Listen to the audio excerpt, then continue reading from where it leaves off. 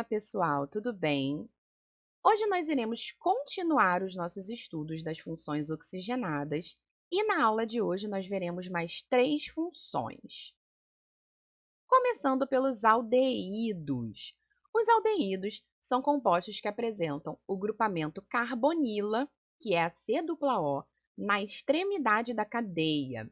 Os aldeídos que possuem baixo peso molecular geralmente possuem um odor irritante, porém, à medida que essa quantidade de carbonos aumenta, o seu odor torna-se mais agradável.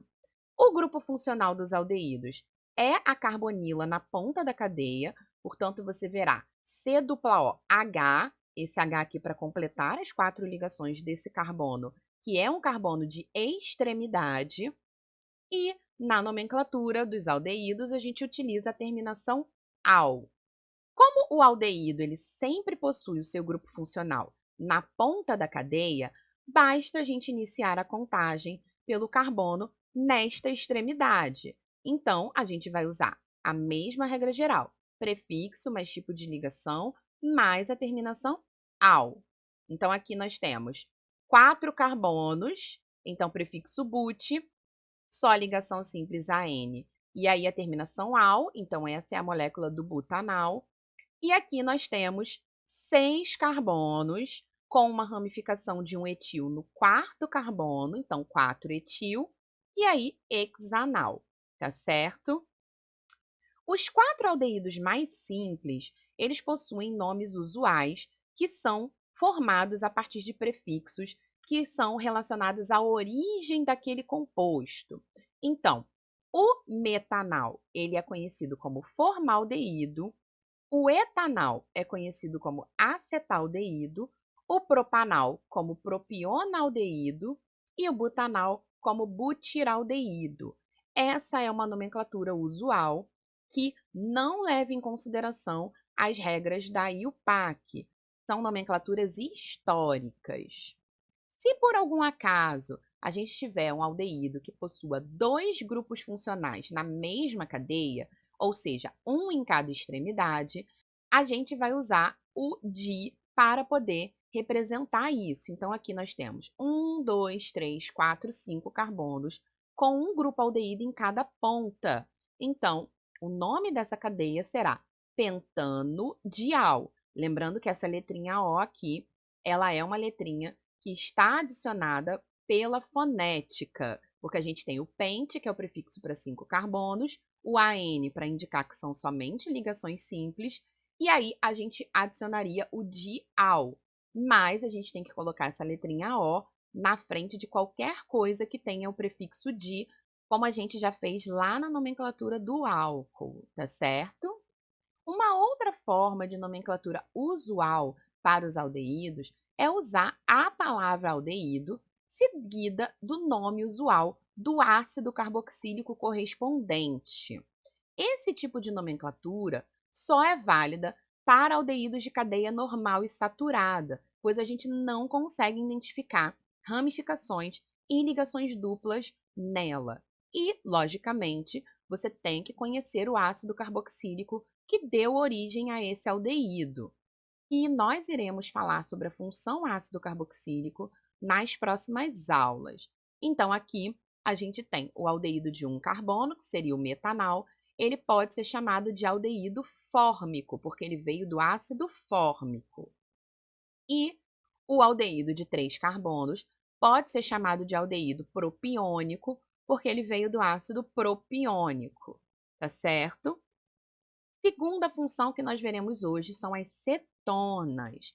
As cetonas também possuem a carbonila na sua estrutura, porém, a carbonila vai se localizar no meio da cadeia.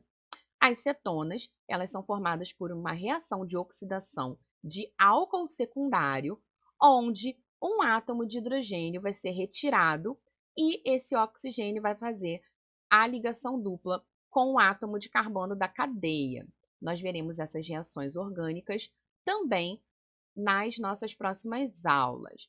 O grupo funcional da cetona, então, é a ligação dupla com oxigênio, porém ela não pode estar em uma extremidade. E, na nomenclatura, iremos ver a terminação -ona. Então, diferentemente do aldeído, como o grupo funcional da cetona, ele nunca vai estar na ponta da cadeia, a gente vai ter que fazer aquela análise de qual é a extremidade mais próxima da carbonila para aplicar a regra de nomenclatura, que será prefixo mais o tipo da ligação mais a terminação "ona". Então, aqui nós temos 3 carbonos com a ligação dupla com o oxigênio no carbono do meio, então nós temos a propanona, tá certo? Prop de 3 carbonos, AN de ligação simples e a terminação "ona". Por que eu não indiquei aqui a numeração da ligação dupla com oxigênio?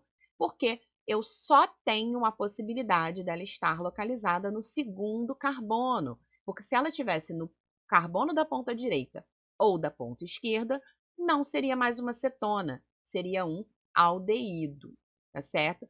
Essa daqui é a acetona, utilizada como solvente de esmaltes e tintas.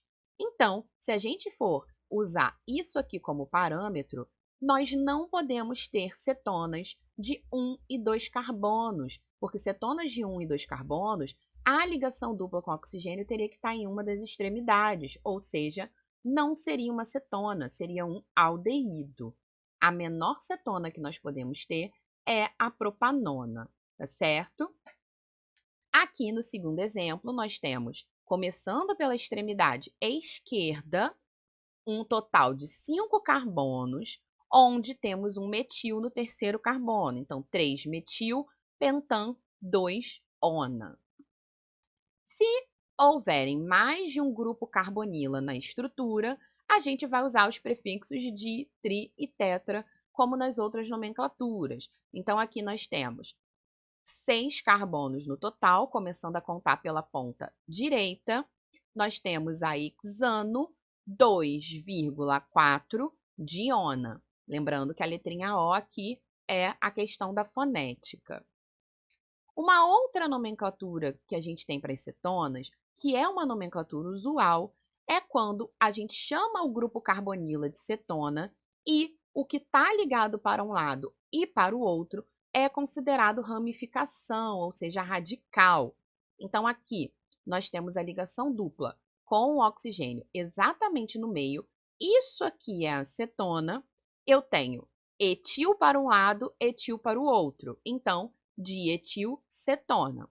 E se um lado não for igual ao outro, eu coloco o nome de cada um dos radicais. Então, para a esquerda, etil, para a direita, propil, e aí isso tudo aqui é acetona, tá certo? Por último, mas não menos importante, a função éter são compostos que possuem um átomo de oxigênio ligado a 2 radicais orgânicos. Os éteres, eles são pouco polares e muito voláteis, sendo solúveis em água quando possuem mais de 4 carbonos por átomo de oxigênio na estrutura.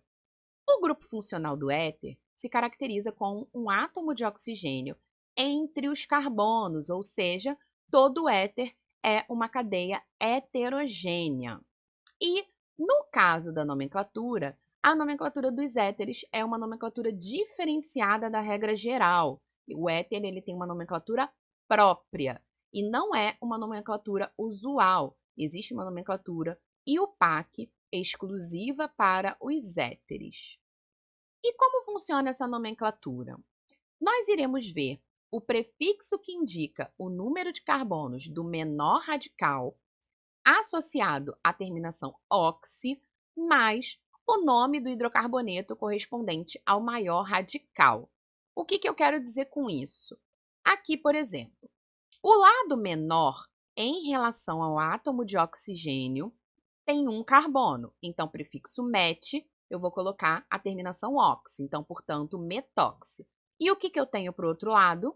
3 carbonos. Qual seria o nome do hidrocarboneto de 3 carbonos? Propano. Então, metoxipropano. Esse daqui, eu tenho 3 carbonos para um lado e 3 para o outro. Então, nesse caso, não tem lado menor e lado maior, ele vai ser o propoxipropano.